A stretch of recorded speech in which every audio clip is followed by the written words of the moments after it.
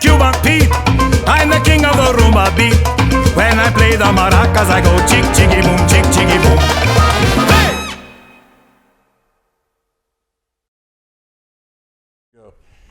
Hi everybody, this is my name is Pedro Joe Greer. I am the Dean at Roseman University College of Medicine. And today on Cuba Pete No Laughing Matter, live, at least for right now, from Studio A in Las Vegas, we have a very special guest. The purpose of what we do here is multifold: to learn about the community and to learn what is it that I have to do in my team to properly prepare physicians for the future, and why these different aspects are important, why medicine cannot live in isolation. I am truly, truly honored to have a person that, although I just shared a sandwich with, we didn't share a sandwich, we shared a table. I gave her her own sandwich, I swear to God. He did. That is Claytee White, an amazing young woman. She is originally from North Carolina, went out to California and came here to Vegas in '92. Got her master's degree at UNLV in history, and in her undergraduate degree she got at Cal State.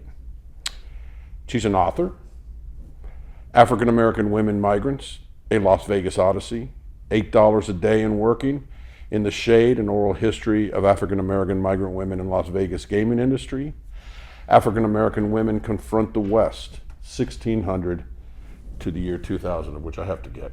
That seems fascinating, that book. But more importantly than that, she does something that is so invaluable, and her passion. She is director of the Oral History Research Center at UNLV Libraries, with projects like early healthcare in the city, John S. Park neighborhood, musicians that played with other famous musicians. I mean, if I were to give you the list, and we'll get into it a little later, we'll do that. But here you have an individual who finds something so important, what we take for granted and really don't look into. And we see that so much in our society today. A friend of mine calls it truth decay.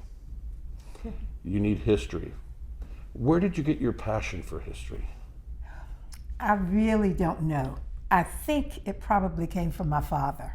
My father could not read and write, but he was a storyteller.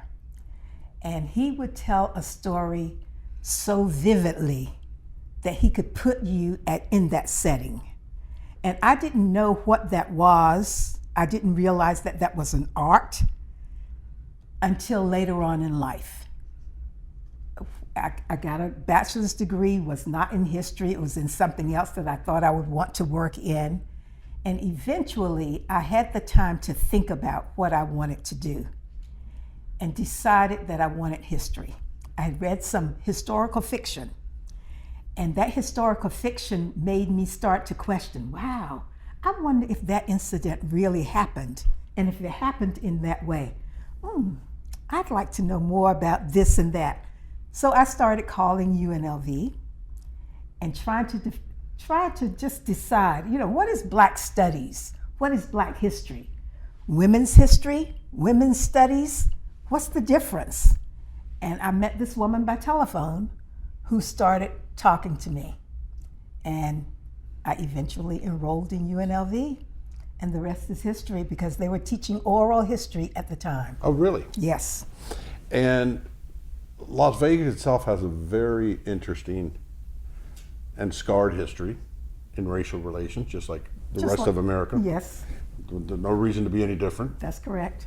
And you had the riots on the west side. When was that, 69, 70? You had 69 and then 92. And then 92. Yes. 69 was particularly egregious in the sense that the National Guard came in and blocked all the entrances into the west side, didn't they? That's correct. Can you tell me a little bit about it? Well, there was an incident in the community, and I've heard two iterations of what really happened. But someone was being treated unfairly by police officers on a Sunday afternoon. And that person started protesting against the police officers. And then that started other people in the community not being happy with what was going on. And the riot started. And that went on for 2.5 to 3 days. That evening, they brought in the National Guard. yes, the what do you call those? The armor, cars, The tanks. the tanks, and blocked off the streets. And if you think about it, I don't know if you remember, but in 2012, the community was very, very upset because they were going to close F Street. And they were going to close F Street permanently. And it was one of the few exits into and out of the West Side. And no one understood why it was so important to that neighborhood that they could not close that street. And it was because of what had happened in 1969 when those streets were closed during the riots. The importance of history. Yes, so we have to know history in order to understand what's happening today. And it's very interesting that it's called the West Side, the Historic West Side, because it's not west. Well, it's but it west- is west of something. West of the tracks. West of the tracks. That's what made the difference. Because at first it was just the tracks. Well, in Florida, where I was born and raised, and did much of my early profession, we had similar rules. And one of them was the railroad track. Yes. Blacks were not allowed to live east of the railroad tracks. That's why, which is now US 1, which is inappropriately named Dixie Highway. But that's why you have the African American community on the west side of the highway in South Miami, was because they were not allowed to live on the east side of it. And the reason you couldn't live on the east side is the whites got the waterfront. So at first, everybody lived on the east side of the tracks here in Las Vegas. The person who surveyed the property that Helen J. Stewart sold to the railroad back in 1904. Isn't she like the mother of Las Vegas? That's correct. She came out here right after her husband died, or he died when she came out? He was murdered here. He was murdered here. Yes, he was murdered at the Kyle Ranch Really? in North Las Vegas. She's a fascinating story. She is very, very, and her relationship with Native Americans Yes. and that nation was wonderful. But at first, that area west of the tracks was supposed to be downtown.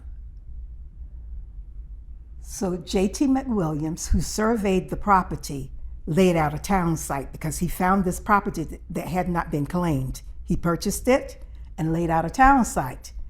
The water was west of the tracks, so he naturally thought that's where downtown was going to be. But in 1905, when the owners of the railroad came to town, they said, oh no, downtown is going to be east of the tracks. We're going to own downtown. So everybody took their properties, purchased property on the other side in the real downtown. Just a few people were left west of the tracks. Everybody else moved east of the tracks. African Americans lived in and around Block 17. That's where the Mob Museum is today. Which you were on their board, weren't you? I'm still on the board. Are you still on the board? Yeah, I'm still My wife and I checked it out last. We loved it. Yeah, it's great. It's great. Mostly because I museum. saw a lot of relatives' pictures there, but that's I'm just kidding. I know you were not from. But that, it wasn't until the end of the 1920s, the beginning of the 1930s, that African Americans moved west of the tracks. The city said, it's time for us to have more businesses. Whites began to move to the east. They told the blacks that if they wanted to be able to renew their business licenses, they had to move to the west. Wow. So that's how the West Side started, as we know it today, As we know it today. Okay. the historic West Side. Tell me a little bit about the Moulin Rouge.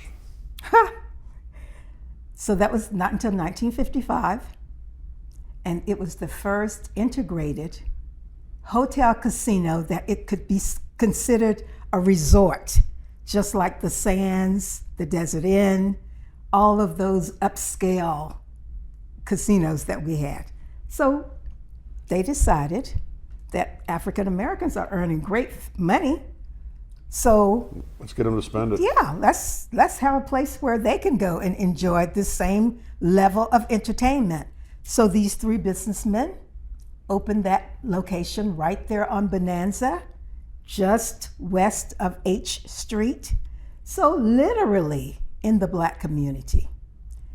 And people don't know this when they ask the question because they've heard so much about the Moulin Rouge that it only lasted about 5.5 months. That's what I heard. During that heyday period. It burned down, didn't it? Well, but it didn't burn down until much, much later. Oh, okay. It didn't burn down completely until about 2014. And what was the reason for it closing down after 5.5 months? Well, they said it was because the subcontractors were never paid for their work on that building. Some of that could be true, but it was also a downturn in the economy. Okay. The Dunes almost went out of business, but they were propped up. The Royal Nevada almost went out of business. It was propped up by the other casino owners in the area. But the Moulin Rouge was not propped up by those same casino owners. And the Moulin Rouge did something that probably caused them not to be propped up in that way. When they decided that they wanted more activity at night, they put on a show at 2:30 in the morning. That show pulled people from the Las Vegas Strip Gotcha. in huge numbers. So if you were a gambler and you were going with the star of the show that night with him, going to hang out with him, he's going to hang out at the Moulin Rouge. So we know some of that is true because some of the dancers, there were cards at their dressing table. If you're caught at the Moulin Rouge, you lose your job. Really? Yes. Wow. So the actual history that occurs and the reasons why bad things happen in history are imperative to teach our future physicians. Number one, because unfortunately my profession is racist, it's sexist, it's xenophobic, it's elitist. So you're just like America? Yes, but we take it to another level. Okay. Okay, because we give them a lot of money. We also lack virtues that we should have: humility, empathy, compassion. And I have data to back up every one of those statements that I just made to you. And we have to change that. It's interesting to me because the first time that we really tried to diversify, we did it with gender. So we have half of our population of physicians are women. 52% of medical students are women. Less than 15% are in power positions or leadership positions. A study that recently came out from Rand in Santa Monica, it showed that women doctors make $2 million less in their lifetime than an equal male counterpart. Okay. The statistics are even worse with African Americans and Hispanics. We're elitist because overwhelmingly medical students come from families that are 2-3 times or even higher of the national income. So how do we get a student to understand all the problems we have in this country? Because the end point of being a medical educator is not to produce more doctors, but to improve the health of a nation. As we were talking earlier, Dick Gregory, who I used to love, died about 10 years ago, I think, once said, the greatest nation, ... is the healthiest nation. We're not even near that. In 2017, there was a report written, Deaths of Despair, where for the first time in 100 years in my country and your country, opposingly an advanced country, morbidity and mortality started to rise. And interestingly, it was led not by blacks or Hispanics, but by non-Hispanic whites. And the importance of all these other policies is that the differentiating factor between the cohorts, the ones that were somewhat stable, and the causes of death were suicide, poisoning or overdose, and alcoholic liver disease, was they didn't go beyond high school. education. Education makes a huge difference. That's why when we go into the communities where you have a larger population of first generation potential college students, my experience has been they work harder. They need a lot of support because they can't go home and say what's college like or what's med school like. But they become the best physicians I've ever seen. And not only that, we're giving the opportunity for a young individual to be the first one in their family to earn wealth, whether that is paying for your kid's education or owning a house. Mm-hmm. We're going to be dependent on these communities because they're going to teach our students. What do our students need to know about each community before they go in there? First, they need to understand what systemic racism is, Mm-hmm. and why those communities look the way they look today. Why people don't have what you see in other communities. We could start with education. The schools have always been different. There has never been any equity in the education systems. People here migrated from the South, from school systems that would close certain months of the year when blacks had to work in the fields. Mm-hmm. White kids continued to go to school. So our migrants come from those kinds of backgrounds, a lot of them. We also have migrants coming from all walks of life. We have professionals, we have doctors, lawyers, everybody migrating at the same time. But it makes a difference when you haven't had the kind of economic stability in a home. So I can't get the same kind of financing for my small business or for my home like other people can get, because my community is red-lined. So banks won't loan in the areas where I live, meaning that I cannot accumulate wealth in my household like everyone else can. When you look at medical care, like we are talking about right now, or lack of medical care, I don't have health insurance in a lot of cases, like other people have health insurance in their communities. So I don't get the kind of health care. I don't have the same kind of food because I don't have the same kind of jobs you have.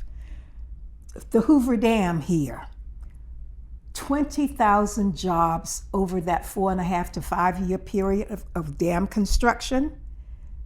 20,000 jobs during the Great Depression where everybody is migrating for those jobs. 44 black men get jobs on that dam. Are you kidding me? No. So that's what it looks like. And this is a federal job. These are federal jobs. So even though there are federal funds, it makes no difference. And these are banks, federal banks, that are redlining against me as well. So every institution that I have to deal with every day of my life, there's racism built into that system that treats me differently than someone sitting beside me in my classroom. And so it's important for the students to understand systemic racism, including systemic racism in medical education. That's correct. As well as within the profession itself, to have a better understanding so that when they go to understand the history of the community they're going to be working in, and they have to. They have to. And if they're in a Hispanic community, they also have to understand the history of where people come from. That's correct. And they have to know that that migration starts back at the beginning of Las Vegas as well, and that there's a Bracero program that starts early on as well. And men from Mexico come here to work on the railroads and all kinds of other jobs. But as soon as we don't need them anymore, we send them back to Mexico because they're not legal anymore. So it's that kind of history that we have to start learning about. It's interesting to be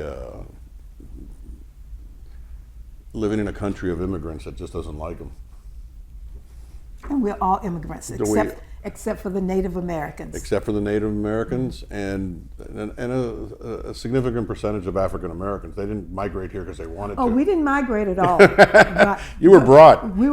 But we are still here, and we don't understand some of our history either. So we need to look back. Well, and also the entire. I mean, when you look at the film industry, mm-hmm. And how often do you see an African American in a Western film? As if they didn't exist during. And we were either 20 to 25% of the cowboys. We don't know that. Wow. We have to know our history. And some of the cowboys that stood out most in history were Mexican. Really? Oh yeah. And they were the ones that were so proficient with the roping and all of that. Well, do you know in the South how a white Southern person is called a cracker? Yes. You know where that comes from? Have no idea. The Spaniards and their whip. It would crack because the Spaniards brought the horses to Florida. Ah. And so that's where that term comes from. See, and that term bothers me because that whip was used to whip enslaved people. 100%. Yeah. 100%. So going beyond teaching this to students, they have to be taught by people of color. All colors, white, brown, and black. Okay. If somebody's really sick, we'll take a green person too, but that's only if they ate my mother-in-law's cooking. But you can laugh, it's funny.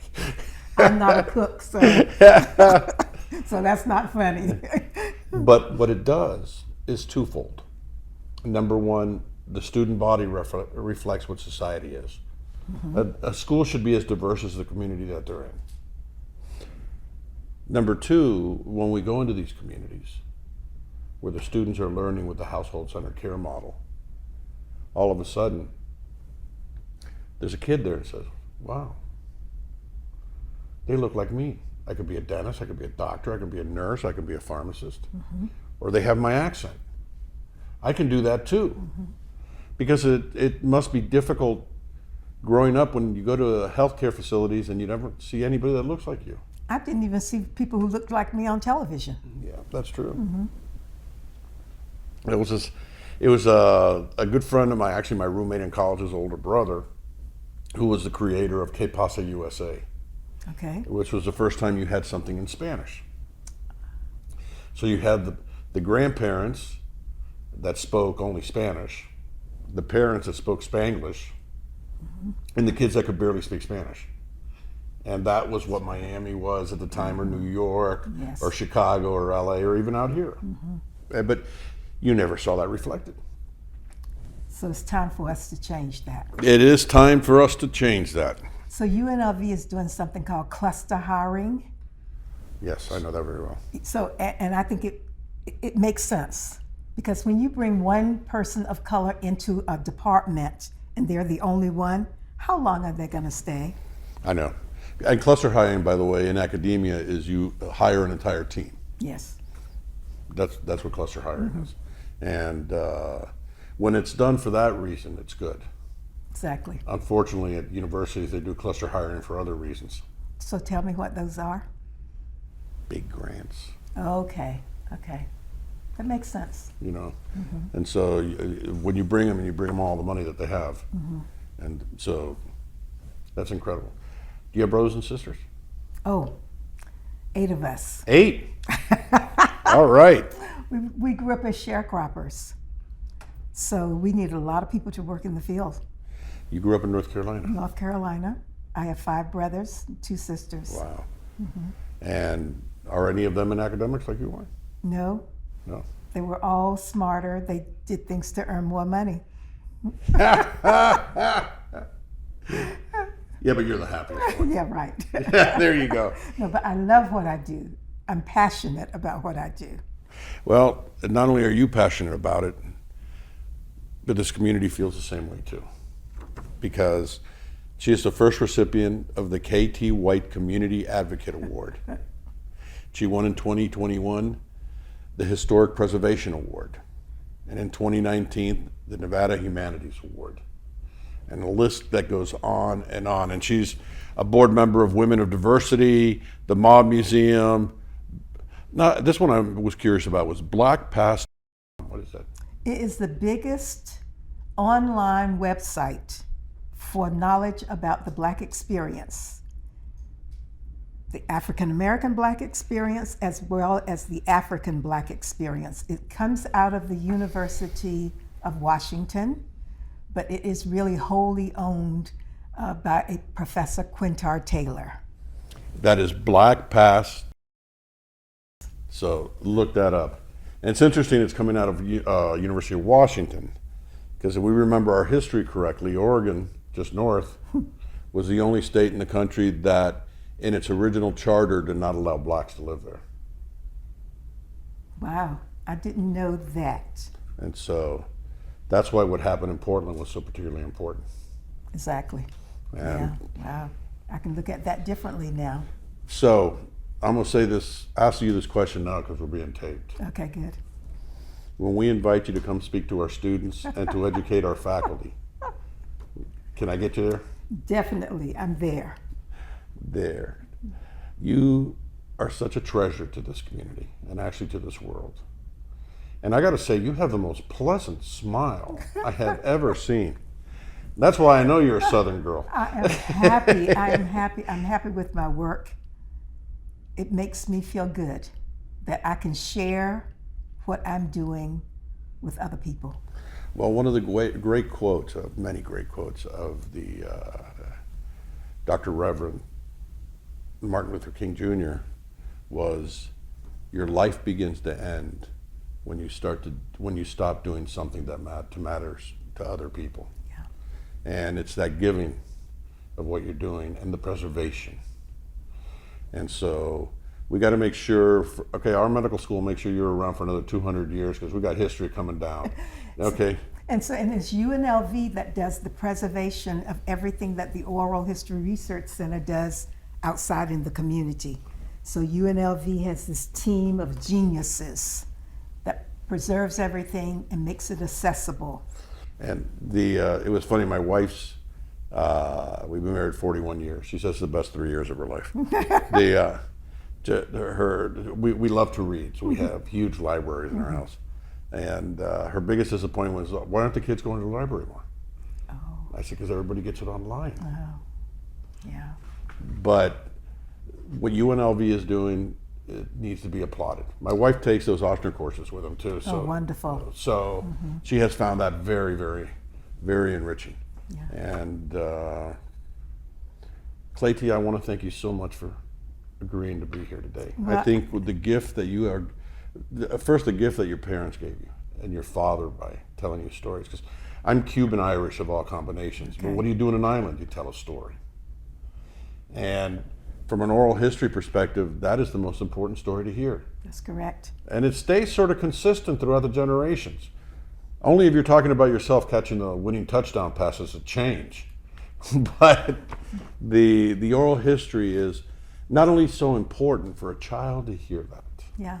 And the story is the basis of all culture. Yes. We can't have music, we can't have dance, can't have opera unless you have that story. I agree. I agree. It is such an honor to have you here. Wonderful to be here. And it is a true pleasure that I can now say, I know Ms. White. So with that, from Studio A in Las Vegas, we're learning how to better educate our future workforce of doctors, and at the same token, the importance of history in your community. I remember saying back in college, for those who forget history are damned to repeat it. Yeah. So with that, live from Studio A, or it is live right now, thank you very much for listening.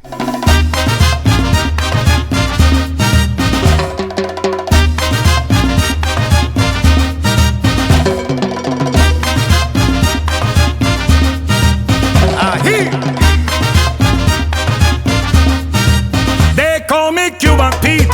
I'm the king of the rumba beat. When I play the maracas, I go chick, chicky, boom, chick, chicky, boom.